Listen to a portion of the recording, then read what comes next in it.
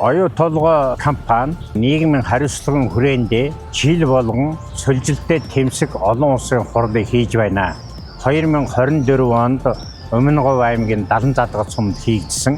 Энэ хүрээндээ бид нар говь тэрийн бүсэд байршилдаг байгаль орчны газрууд, ангиудын мэргэжлэнүүдтэй нэг өдөр сургалт явуулаад дараа Монгол орны солжилтын ерөнхий төлөв байдал ямар түнтэй тэмцэх шин технологиуд, дэвшил технологиг хэрэгжүүлэх ямар арга зам байна вэ?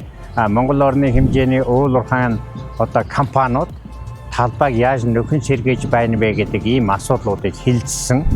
2025 онд энэ хурал маань үргэлжлэн хилцэхээр байна.